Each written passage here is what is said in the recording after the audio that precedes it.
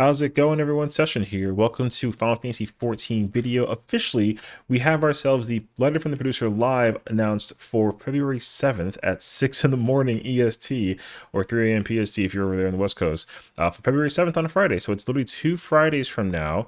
And officially, we're going to be covering patch 7.2, the first part, and of course miscellaneous updates that will come into place with this as well.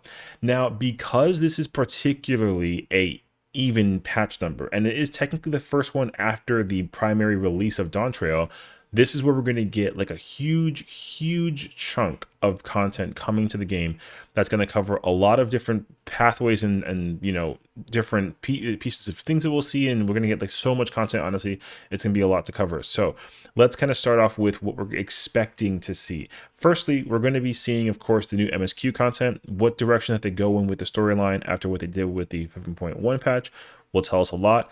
It'll kind of start paving the direction of what they're going to be doing, at least in terms of setting us up for the remainder of the MSQ. Because we're going to get ourselves a new dungeon. That dungeon will also be very helpful in terms of catching up to the gear, but also I think it's going to be usable for getting the best in slot potential dungeon gear for the ultimate if you haven't done that already.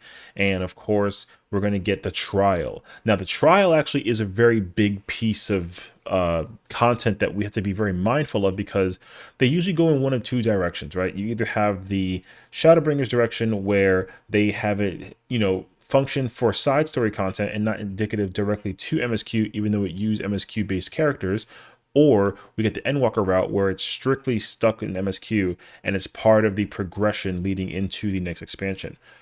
It's a little unclear right now as to which direction that they're going in. I'm under the impression that they're going to follow the Endwalker route just because it's the most recent one, and most likely the trial will be tied to MSQ directly. So similar format to how you've seen it with Endwalker, we had gone the trial after the dungeon, and usually it's kind of like a, you know, MSQ pathway. You get the dungeon, then the dungeon has like another cutscene or quest line afterwards, and then you get the trial. Now the thing is that the trial, we don't really know what the trial will contain in terms of boss potential. It's actually very unclear as to what it could be. I mean, I have my own theories as to what I think it could possibly be. I think objectively they're going to follow the FF9 route, but again, we don't really know who the like post MSQ big bad is outside of you know who. But again, what they could do with the storyline is completely up in the air, so we'll have to just kind of wait and see until we find out about that. Additionally, for extra side story content, we're going to be getting ourselves a second raid tier. Now, with that in mind, I do want to take into accountability that they've actually said some feedback and notes about what they've thought about with the raids here and kind of what to look forward to. So in a recent interview that was strictly in Japanese, thank you so much for the translators for figuring this out, but ultimately they talked about what they're going to be doing in relations to the patch for 7.2 and the latest 8-man raids here, which is the Arcadian. So we had the light heavyweight, we're going to get the middleweights here this time, so it's going to be just M5 through 8, and I don't really know what they're going to do in terms of the like boss fights. Of course, we're going to get, you know, different soul infused contenders with different, you know, monsters involved, and then I'm sure that there's going to be you know, M8 will have some kind of checkpoint situation like they did with E and P and all the other 8s, right, where it's going to be well, not necessarily E, so like I take that back, but you know, like there's going to be two different bosses, right, where instead of having like a continuous flow of start to finish, it's going to be, you know, 7 minutes of one boss and 7 minutes of another boss, and then they'll do that. I think that's what they're going to do this time, because I feel like they've preferred creating that kind of scenario. I'll be very shocked actually if they don't do that and they follow the same pathway like they do with Wicked Thunder, where it's just one continuous fight. I'm not sure how people feel about there being checkpoints or not. I'm kind of indifferent to it. Like if there's a checkpoint, cool. If not, like it's also still cool as long as the fight is a lot of fun. And they really showcase how much fun a raid tier can be. And so they're obviously going to use this opportunity to crank it up a couple notches. So just reading the notes that they wrote down here, you know, Yoshi P says, please look forward to the latest 8-man raid patch for 7.2, bringing out the interesting stuff where you can only find in a patch 7X series, which I actually find to be a very interesting comment, because as much as we had gotten in incredible mechanics for the extreme trials in the Endwalker tier, the Dawn Trail trials have also showcased how incredible some of the designs have been in terms of the mechanical function, and the raid tier actually did a really good job of doing something very similar while still bringing something very new and refreshing to the raid tier, which is really awesome. And so I'm really curious to see what kind of interesting things that they've been cooking in the pot, if you will, for the next raid tier. So chances are we might see more and more things we don't quite see everywhere, which I'm very curious about because to give you like an example, if you know the trial of Valley Garmanda, there is probably what is the most incredible looking tank buster I've ever seen, where he shoots the fire at the tank and it creates like a triangular pathway that keeps everybody else safe. Really enjoyed that. So I'm really hoping that they find some really cool aesthetic ways to make a tank feel like a tank when taking a tank buster, or having, the healer requirement be much more efficient in terms of, having them actually keep people alive. And, so we'll see what they kind of get with that in mind. Now, while there are aware of opinions where some players hate mechanics where you only do them, but not being able to hit the enemy while at aka downtime, but if that makes the raid more interesting, then let's try doing various things about it. So, what this tells me is that there's going to be a possibility that there might be a boss or two or a mechanic or three that we might actually see some downtime. Now, downtime is usually, it's very dependent on how it's executed. The Futures Rewritten Ultimate is a prime example of downtime where for some jobs it's exceptionally strong, and for other jobs it's kind of not really feels good sort of thing, so but I think part of the downtime situation is being able to figure out how to optimize yourself with your job that you're playing in that downtime scenario. And that's where I'm actually like a really big fan of it, because as much as I don't like, playing Gunbreaker in the Futures Rewritten Ultimate because of how difficult it is to maintain cartridges, and I still haven't figured out the uptime scenario for it. It's actually a lot of fun to theorize what I think could be effective to maximize my damage.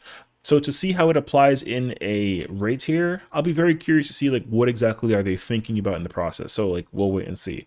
But that also raises a couple of eyebrows, because realistically, Pictomancer is a job that is very under fire right now, despite it being the strongest job in the game. It's also the primary, and if not anything, only job that dramatically benefits from downtime, unlike every other job in the game. So realistically, a lot of players are currently doing the Futures Rewritten Ultimate, even along with some of the raids here, if you will, where a Pictomancer, it's not necessarily required, but they do open a spot specifically just for Picto. So you could have like a melee, a caster, black red mage, or summoner, and then a fizz range, and then Picto. So I'm hoping that they actually address something about this, because as much as I love seeing Pictomancers thrive, I'm not really willing to keep them on a constant like guaranteed slot, even though that they are always filled very quickly and it's great. But it's really nice to see other casters shine in a similar light. But I think we'll also have to wait until we see that come into place, because of the idea that they had in mind, where they want to get rid of resurrection for summoner, because summoner I think is a job that should be very strong and very powerful at what it does button press wise, but because it has the res, it heavily taxes its ability to do a lot of damage. I think red mage actually functions in the same boat. As much as everyone likes to meme about res mage being a thing, red mage is actually a very fun and complicated job to play, and the fact that it can have the fastest and most paced like type of raises ever, and that's why people bring it to the team, it's a little bit kind of like feels bad, right? Like I love playing red mage, but I don't like playing red mage when like my damage doesn't equate itself up because of the fact that I have to focus on resing half the party because people died in mechanics, right? So hopefully they kind of plan out a way to make the jobs function better without the necessity of like needing Picto. So hopefully this downtime thing isn't like too daunting, but again, we shall wait and see. Nextly, we have ourselves the next ultimate development already underway, and the plan has already been decided, which is incredible actually. So this ultimate is slated for a 7.3 patch release as expected. They don't really, I've never seen them do a 7 point or a 0.5 ultimate, so it's pretty heavily expected that we would get it at a 0.3, which is fine. It makes total sense. It doesn't need to be anything else otherwise. However, there are also a lot of theories, right? People are kind of wondering like, oh, well, they kind of threw like a wrench in the plan because we should have gotten the Stormblood story one, but they skipped that one. They gave us the raid. Now, I'm under the impression that they're not going to break that cycle again. I think realistically, they're going to strictly keep the flow going, and they just skipped the Stormblood one because they have plans for Shinryu in a future ultimate that we might be seeing in Endwalker. But with that being said, it's either going to be a choice of Warrior of Light, or Hades. Now I know you might be thinking like, well, that doesn't make sense because like the primary antagonist from the, Shadowbringers Point Zero series was Hades, and Warrior of Light was way later. Until you realize something that they've been doing in terms of the weapon developments of crafted stuff. And so this is my theory that I have in mind.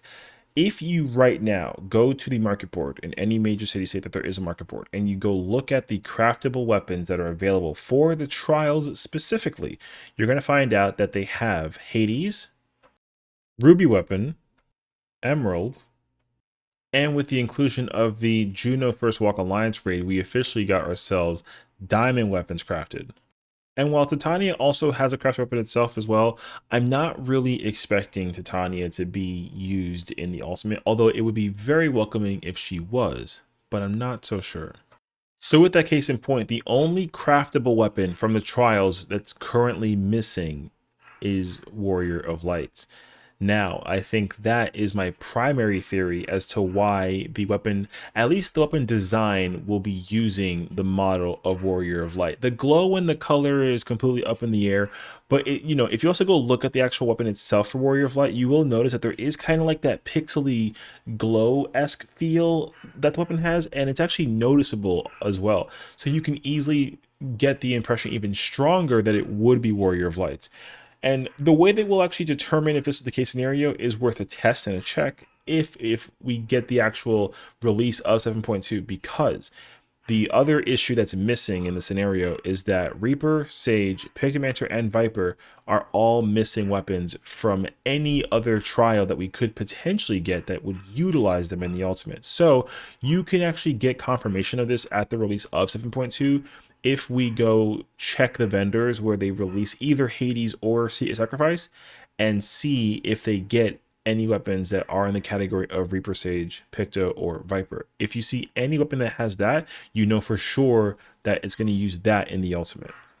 Additionally, I think with some of the feedback and reception that the devs have been receiving about Futures Rewritten, I'm going to be under the impression that this next ultimate, right, as I had said before, that Fru was designed to be closer in terms of difficulty to DSR, which is a questionable thought process because honestly, as somebody who's completed every ultimate, DSR is a very mile ahead in terms of difficulties between that and Fru. So Futures Rewritten is a challenging ultimate, but it's definitely not challenging enough. I think where the comparison to DSR seems like a little bit of an understatement.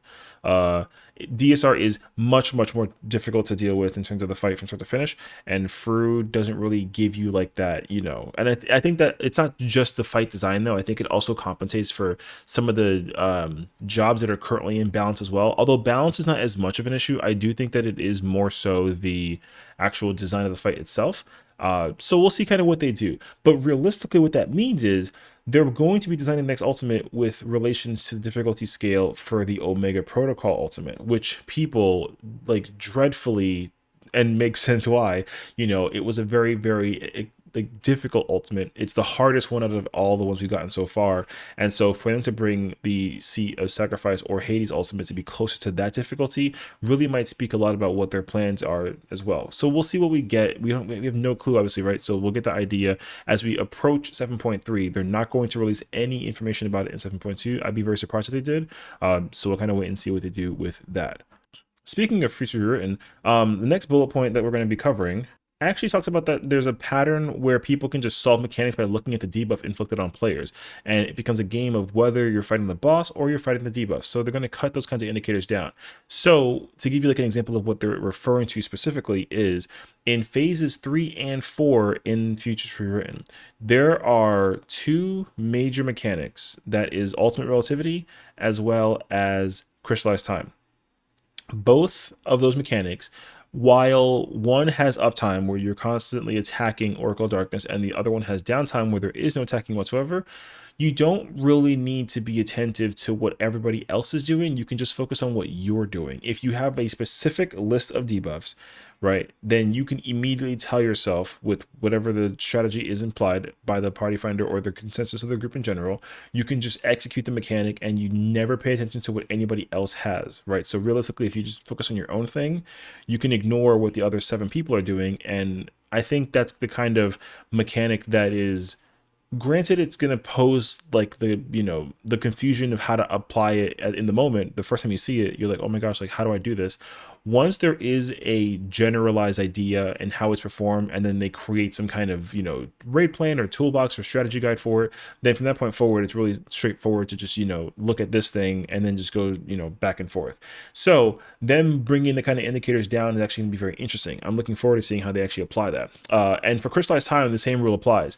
It doesn't matter what you have, as long as you can see that you have literally only one debuff. You either get like a wind, which automatically tells you get one of the southwest or southeast intercards. If you have an ice, you go west or east.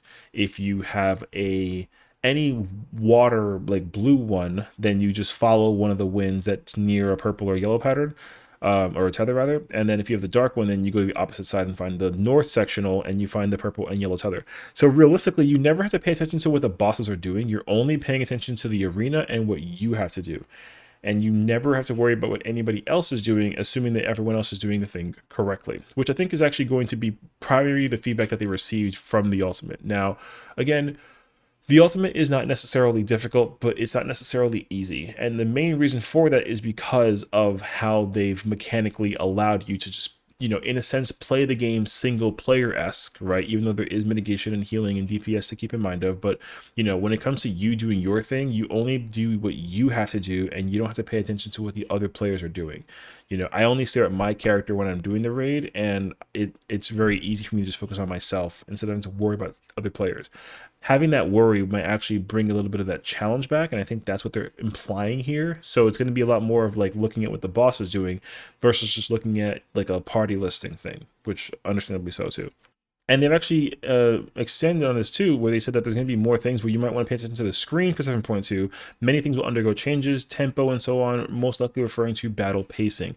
Now, I am a big fan of when the pacing makes it feel like you're kind of struggling to get through it. Usually when you're going through it for the very first time or the first couple of times, there's that pressure of like, trying to figure out how to handle whatever's going on. But once you kind of get the groove and the rhythm going for it, then, you kind of start to turn your brain off like a little bit, and then it feels kind of nice. So hopefully they can keep the pressure on at a constant basis, even if you've done it 100 times or not, because that way you can at least effectively enjoy the fight. Because honestly, the raids here, the content in this game so far has been incredibly fun, with the slight exception to the most recent Ultimate. Granted, it's still a fun paced battle. I think people were just expecting it to be a lot more challenging because it is an Ultimate, and it didn't quite like hit that mark, I guess is what the idea is. So we'll see. I'm so sorry for the flashbang. I know that we're back at the light screen, but hopefully it's not too daunting. But continuing on details in relations to 7.2 patch as well, there are still a lot of more things that we can keep an eye out for, because realistically, we should be seeing the cosmic exploration. That's going to be a really cool thing to cover. We should be seeing the actual first step of the relic, which will also impart the field operation, the Bojin, if you will. And so we're going to get started on seeing what the relics will look like for that. The stats for that will also be helpful to catch up a little bit to get the gear thing. And of course, we're going to have ourselves a lot of more changes to look forward to, especially knowing that they're doing all of this in partial preparation for 8.0.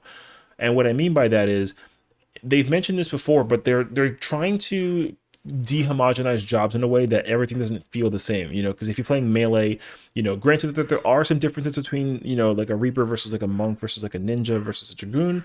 The fact that all of them share the same concept of pressing a button at 2 minutes is a little bit too familiar, and every job has that currently. So we should be expecting changes to the jobs, whether they be big or small. It's unclear yet, right? We'll need them to actually give us more emphasis and context as to what that refers to, and then we can take it from there. Because I'm under the impression that they're actually going to be reworking almost every job, but this is specifically in prep for 8.0. This may not be entirely the case scenario, and I could be under a massive amount of copium, but again, we won't know until we actually find out for sure. Because I know that with certain jobs that could use a lot of love, or at least a little bit of like a change, if you will, i.e. like your Dark Knights, your Machinists, maybe even a little bit of like the Dragoon now with the weird changes that they made.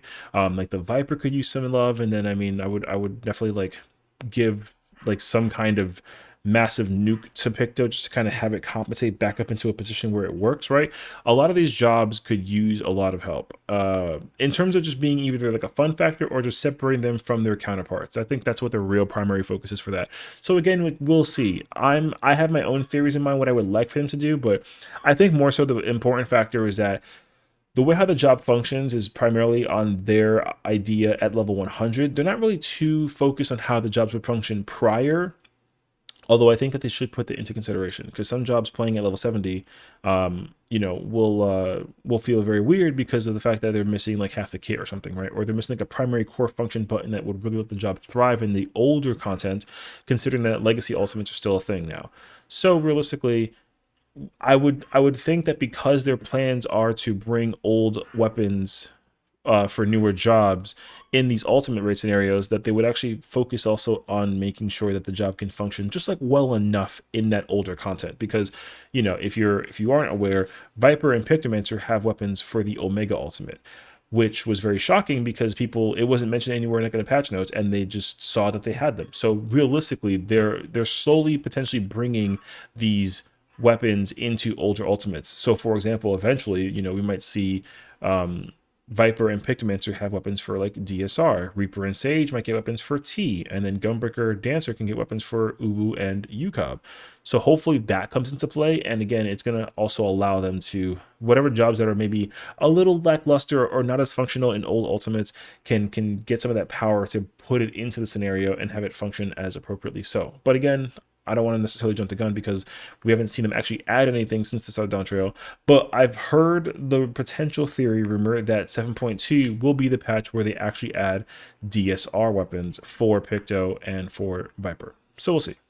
And I think that's pretty much it.